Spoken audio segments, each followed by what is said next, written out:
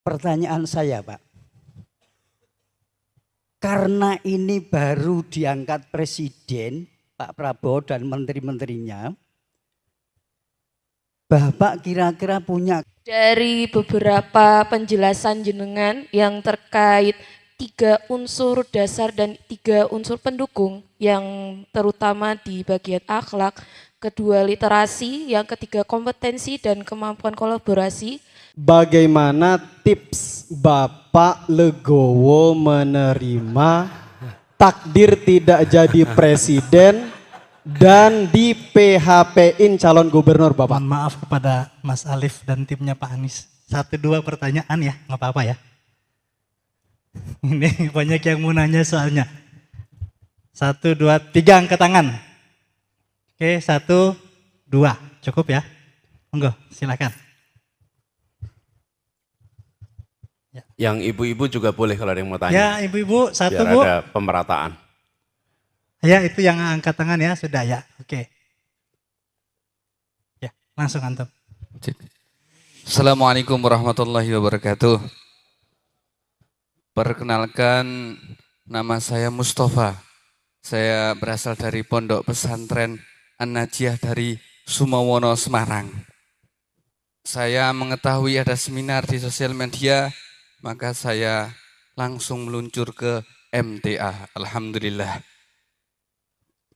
Pak Anies yang kami hormati dan yang kami cintai karena Allah, izinkan kami bertanya, dari pemaparan semua yang disampaikan, dari akhlak dan lain sebagainya, untuk menembus ke anak-anak, anak muda khususnya,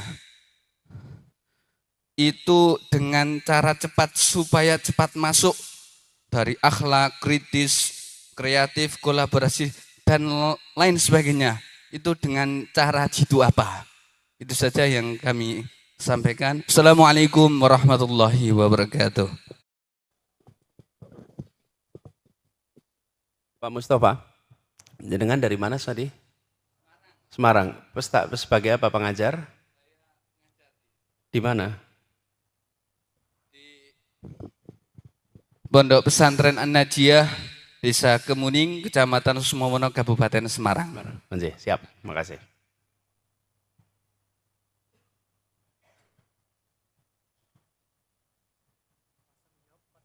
Langsung tiga-tiganya sekalian. Oh ya. Silakan yang kedua. Bismillah, Assalamualaikum warahmatullahi wabarakatuh. 2 pertanyaan tapi mohon maaf di luar materi Pak Anies. Yang pertama, apa aktivitas Bapak sekarang dan rencana ke depan supaya bisa menjadi pemimpin Indonesia? Amin. Ya. Yang kedua, bagaimana tips Bapak Legowo menerima takdir tidak jadi presiden dan di PHP-in calon gubernur Bapak? Jazakumullah khairan. Assalamualaikum warahmatullahi wabarakatuh. Namanya siapa? Rifai Al-Haq dari Solo Bapak. Baik, baik. Padahal sudah ada catatan kaki dari MTA, jangan nyenggol-nyenggol ke sana. Gitu ya. Nggak apa-apa, insya Allah Ustaz ya. Oke. Monggo Ibu, kami persilahkan tadi. Ada yang angkat tangan, silakan. Ya. Cek. Assalamualaikum warahmatullahi wabarakatuh. Perkenalkan, nama saya Galuh Dwi Ardiana, biasa dipanggil Galuh. Ini alhamdulillah akhirnya bisa ketemu Pak Anies setelah sekian lama saya hanya melihat di sosmed Bapak. Saya pengikut setia Bapak, Pak, dari Instagram. Jadi gini Pak Anies, dari beberapa penjelasan jenengan yang terkait 3 unsur dasar dan 3 unsur pendukung, yang terutama di bagian akhlak, kedua literasi, yang ketiga kompetensi dan kemampuan kolaborasi, selanjutnya kepemimpinan, dan yang terakhir jaringan internasional.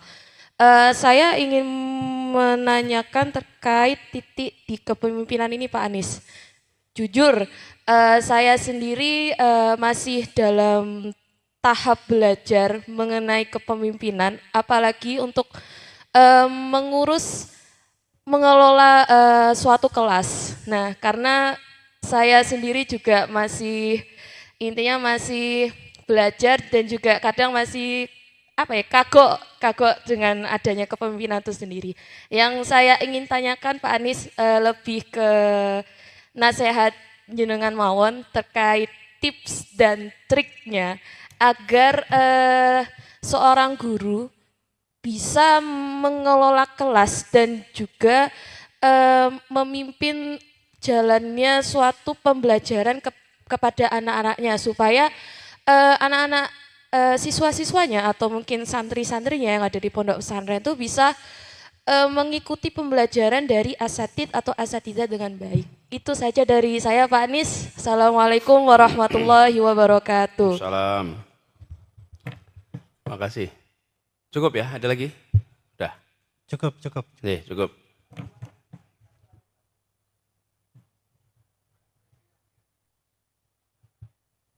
Bisa Pak Anies? Ya, boleh. Satu terakhir ya.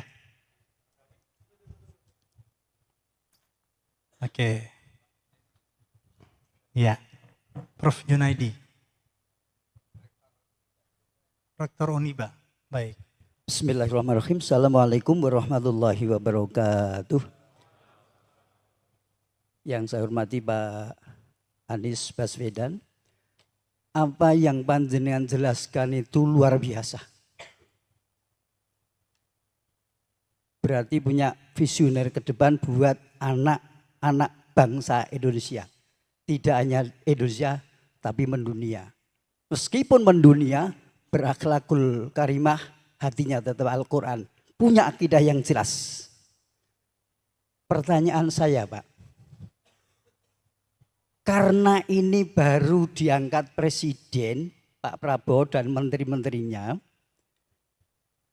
Bapak kira-kira punya kompetensi apa atau kapasitas bagaimana sehingga apa yang Bapak sampaikan itu benar-benar masuk pada para menteri-menteri kita Indonesia, terutama Pak Presiden Prabowo.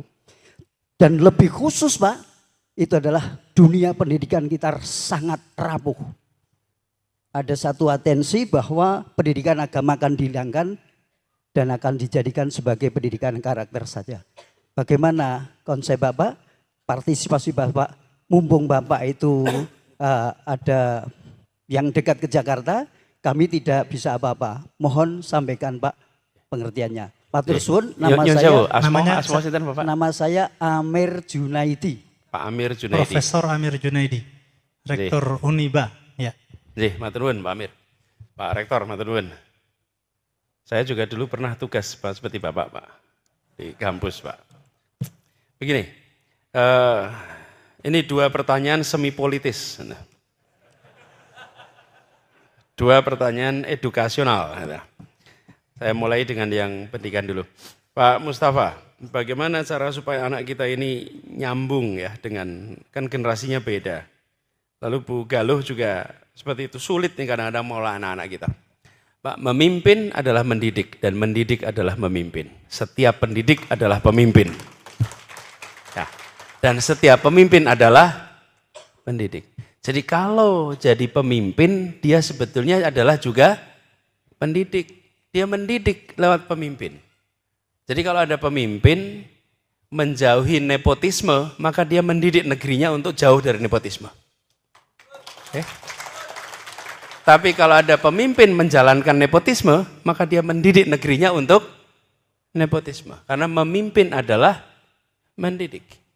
Dan pemimpin, karena itulah Bu Galuh, Pak Mustafa, panjenengan itu jangan semata-mata menempatkan saya ini guru. Bukan.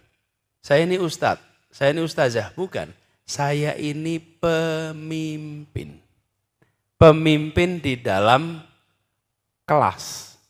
Sehingga harus bisa membuat anak-anak kita mau ikut dengan apa yang dikatakan oleh pemimpin. Nah ini banyak sekali materi-materinya. Jadi saya ini pernah bilang kalau jadi guru ibtidaiyah, jadi guru SD, itu paling menantang dibanding yang lain. Guru TK juga begitu. Kenapa? Karena SD kelas bawah sama TK itu anaknya polos-polos semuanya. Jujur. Kalau panjenengan membosankan, ditinggalkan. Ya. Kalau seperti begini itu kan Bapak Ibu udah dewasa. Walaupun saya membosankan, semesake kalau Jakarta wis teko kene ya toh. Has dirungokke ya toh. Ini kesian nih udah jauh-jauh dari Jakarta, ya udah kita dengerin gitu. Tapi kalau anak-anak kalau di ruangan ini si anak SD ini semua ruangan ini SD kelas 1, kelas 2. Lalu yang bicara tidak menarik, apa yang terjadi? Ditinggalkan. Bubar. Betul tidak? Nah inilah sebabnya kenapa kita harus bicara ini. Kalau nyusun kurikulum, kalau nyusun materi pendidikan, tanya ahli, tanya sama praktisi. Ada satu kelompok yang tidak pernah ditanyai. Namanya siapa? Siswa itu sendiri. Siswa itu tidak pernah ditanyain mau apa. Jadi usul saya, Pak Mustafa, Bu Galuh, tanya sama anaknya. Kamu pengennya apa? Guru tidak pernah, jarang sekali guru datang tuh tanya ke ruang kelas. Nak, kalian pengennya saya ngajar gimana nih? Tahu-tahu denger tuh masukan. Ini saya pengen ngajar baiknya menurut Anda, menurut anak-anak, pengennya saya ngajar ini seperti apa? Mereka akan ngomong. Dan mereka tuh bukan tidak tahu. Saya pernah tugas jadi Mendikbud. Tahu-tahu datang proposal dari sebuah SMA, cara mereformasi kurikulum pendidikan. Anak SMA itu nekat betul. Jadi saya lihat anak ini, saya datangin ke sekolahnya. Tempatnya di Rempoa, di Jakarta Selatan. Saya datangin ke sekolah itu, terus sekolahnya juga kaget waktu saya datang. Saya minta anak itu presentasi. Dan ketika presentasi itu saya bengong betul melihat ya. Mereka itu tahu persis, Pak, jam pelajaran sekarang ini Pak, membuat kita itu masuk saja sudah nggak berminat Pak. Betul, masuk ke sekolah berat hati, pulang senang hati gitu ya. Wah ya kita pikir masalah ini Pak. Kita ini kan kepengen anak itu masuk sekolah senang hati, pulang berat hati. Ini terbalik. Anak-anak itu tahu apa yang harus dikerjakan. Nah kita yang sering menyebut sebagai pemerhati pendidikan, pakar pendidikan, guru. Ada satu kelompok yang tidak pernah ditanyai, namanya siswa. Jadi Bapak tanyai. Jadi Pak Mustafa, Bu Galuh, tanya sama siswa itu. Tanya apa yang mereka harapkan. Terus mereka akan cerita cara komunikasi yang lebih baik bagaimana. Dan kalau saya boleh usul, Bapak dan Ibu akan dianggap, kalau saya tambahin kriteria, guru yang baik bila muridnya merasa Bapak Ibu sebagai temannya. Sebagai temannya. Selama itu bisa jadi teman, nah itu baru Bapak Ibu top. Dan kalau bisa membuat suasana itu baik, Bapak Ibu akan bisa membawa mereka pada perubahan. Gitu ya. Yang kedua, Pak Rifai, apa rencana berikutnya? Atau apa rencana Bapak sekarang? Rencana Bapak saya sekarang menyelesaikan ceramah di MTA. Itu rencana sekarang ini. Ini yang paling awal nih, harus beres nih. Mana Pak Rifai tadi, Pak Rifai mana? Oh sih, Pak Rifai. Ini, ya. Jadi kita begini, sekalian. Dalam perjuangan perubahan kemarin kita tahulah apa yang terjadi pada peristiwa kemarin. Itu harus dikoreksi. Dan kita harus berjuang. Jangan sampai peristiwa-peristiwa keanehan pemilu itu berulang lagi. Karena kalau pemilu itu berulang lagi, kejadian-kejadian itu maka rusak negeri ini. Rusak negeri ini. Saya tadi di UNS saya sampaikan ada 3 ciri kalau kita mau matikan demokrasi. 3 ciri. 1, wasitnya dikendalikan. 2, lawannya disingkirkan. 3, aturannya diubah. Kalau 3 itu ada maka demokrasi akan mati. Lah mau pertandingan kok disingkirkan dulu sebelum bertanding. Itu nomor 2 tuh. Nomor 1 adalah wasit dikendalikan. Ini tidak boleh terjadi. Jadi saya merasa kita berjuang terus Pak. Allah belum takdirkan untuk kemarin kita diantarkan pada keberhasilan, tapi bukan berarti kita berhenti untuk berjuang. Dan ini juga masalah legowo, kita harus ikhlas saja Pak jalan ini nih. Kami menjalani sebagai sebuah ikhtiar untuk melakukan perubahan. Kami kemarin sampaikan, bila kemenangan itu diantarkan kepada kita, maka memang Allah berikan kita kesempatan. Tapi bila tidak diantarkan kemenangan itu, maka Allah sedang melindungi kita. Karena kita tidak tahu apa yang akan terjadi bila kita memaksakan. Nah, jadi saya menjalani itu, dan soal partai, ini partai itu bukan PHP Pak sebetulnya. PHP itu apa sih tadi kepanjangannya Pak? Pemberi harapan, bukan. Jadi sebenarnya bukan PHP. Kalau PHP itu keputusannya ada di partai. Yang terjadi adalah semua dalam tekanan. Dan dalam tekanan inilah yang tidak sehat. Ini yang harus kita hindari.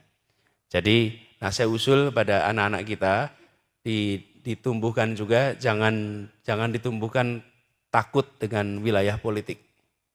Dulu Pak Rektor, saya di kampus, Pak Rektor sering tanya sama mahasiswa, nanti kalau sudah lulus mau apa? Pernah saya ketemu banyak mahasiswa yang bilang, kalau lulus saya mau bisnis Pak. Terus saya tanya, kenapa nggak ingat politik gitu? Oh, saya nggak minat Pak politik. Kenapa nggak minat politik? Karena politik itu kotor Pak. Jadi pertanyaan saya, kalau bisnis bersih ya? Iya, kotor dan bersih itu bukan sektor. Kotor dan bersih itu cara menjalankan dalam tiap sektor. Dan itu yang harus dikembalikan. Jadi kita membutuhkan lebih banyak lagi anak-anak kita nanti berada di wilayah ini.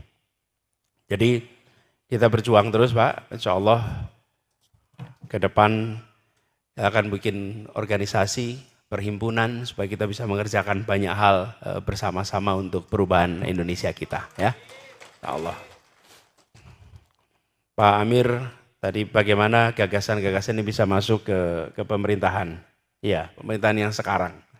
Ya, mudah-mudahan nanti diberikan kelonggaran hati Pak mereka untuk, kalau bicara gagasannya, sebenarnya banyak gagasan di sini yang bisa disampaikan, hanya membutuhkan keterbukaan politik untuk itu. Tapi begini Pak, diadopsi atau pemerintah apa tidak soal lain. Yang penting sekarang kita di sini, mari kita sama-sama persiapkan anak-anak kita untuk bisa memenangkan pertandingan ke depan. Jadi tadi Ustadz Syihab sudah menggarisbawahi, yuk kita siapkan sama-sama. Bapak sekalian, perjuangan ini akan perlu waktu.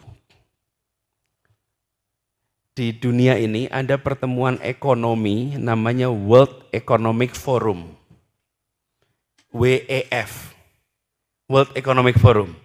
World Economic Forum itu dilakukan setiap bulan Januari, lokasinya di Davos. Di situ berkumpul pimpinan-pimpinan dari seluruh dunia dan berkumpul juga pimpinan politik, pimpinan usaha. Namanya World Economic Forum. Setiap bulan Januari. Namanya Davos. Ada juga namanya World Education Forum. Ketemunya tiap apa? Ada yang tahu? Tiap bulan Februari. Bapak Ibu, pertemuannya tiap 15 tahun sekali. Oke, tuh diingat-ingat. Kalau pertemuan ekonomi itu setiap tahun sekali, kalau pertemuan dunia untuk pendidikan setiap 15 tahun. Kenapa? Karena kalau keputusan ekonomi disepakati tahun ini trennya akan begini, maka semua bisa melakukan. Kebijakan fiskal dibuat, kebijakan moneter dibuat, perusahaan membuat, semua bisa mengerjakan. Tahun depan langsung ketemu lagi. Tapi kalau pendidikan tidak bisa. Pendidikan itu 2015, itu World Education Forum. Sebelumnya tahun 2000, sebelumnya tahun 85, sebelumnya tahun 70. Jadi 70, 85, 2000, 2015. 70. Jadi 70, 85, 2000, 2015. Nanti baru ketemu lagi tahun 2030. Itu pertemuan. Nah, ini yang dimaksud dengan tadi saya katakan, kalau kita ini menyepakati langkah-langkah yang dikerjakan tadi, maka perlu waktu yang panjang untuk menjadikan ini kenyataan. Dan di tengah proses itu jangan digonta-ganti. Dan di tengah proses itu jangan digonta-ganti. Karena itu saya sering heran kalau ada yang hobi gonta-ganti kurikulum. Karena kalau kurikulum digonta-ganti itu nggak sampai ke tujuan. Mengubahnya perlu waktu. Bapak Ibu, negara seperti Singapura mengganti kurikulum, proses persiapannya 4 tahun, penyusunannya 2 tahun, implementasinya 6 tahun, baru selesai. 4 tahun persiapan, 2 tahun penyusunan, 6 tahun implementasi. Dan ketika implementasi, SD nggak langsung kelas 2, kelas 3, dimulai dengan SD kelas 1, kelas 2, kelas 3 masih pakai kurikulum lama. Baru setelah 6 tahun seluruh SD itu pakai kurikulum baru. Tidak main-main. Nah, tapi kita itu kepengennya kalau mengerjakan sesuatu selesainya hari ini juga tidak bisa. Nah, jadi saya usul dikerjakan pemerintah baik, Pak Amir. Tapi insya Allah kalau ini dikerjakan sama-sama lewat forum Mahid dan Madaris Quran ini, insya Allah nanti jangkauannya akan tidak kalah luasnya dengan yang dikerjakan oleh pemerintah. Jadi lewat Formakim, pesantren-pesantren kita, madrasah-madrasah kita, sekolah-sekolah kita, yuk kita kerjakan saja. Jangan bergantung semata-mata oleh pemerintah. Nah, dengan begitu nanti, apalagi ini di Solo. Solo ini kan sejarah perjuangan kita itu luar biasa di sini. Betul tidak Pak? Tadi saya baca ada Syarikat Dagang Santri. Ini Syarikat Dagang Islam ya di sini. Syarikat Islam Perjuangan ya di sini. Jadi ini adalah kota yang bisa menelurkan, bisa melahirkan pikiran melampaui zaman. Insya Allah dengan apa yang dikerjakan di sini, kita akan bisa melampaui itu semua. Nanti MTA ini mudah-mudahan menjadi rujukan bagi semuanya. Dan MTA ini menggerakkan bagi semuanya. Mungkin itu ya, mudah-mudahan sudah menjawab semua pertanyaan, semua komentar, dan saling mendoakan. Tadi disampaikan juga oleh Ustadz Syihab maupun Ustadz Khalid, ini adalah perjumpaan pertama di MTA, tapi kita sama-sama berdoa, insya Allah ini bukan perjumpaan yang terakhir. Insya Allah nanti kita bisa terus melanjutkan silaturahmi di waktu yang akan datang. Demikian, terima kasih. Assalamualaikum warahmatullahi wabarakatuh. Warahmatullahi wabarakatuh.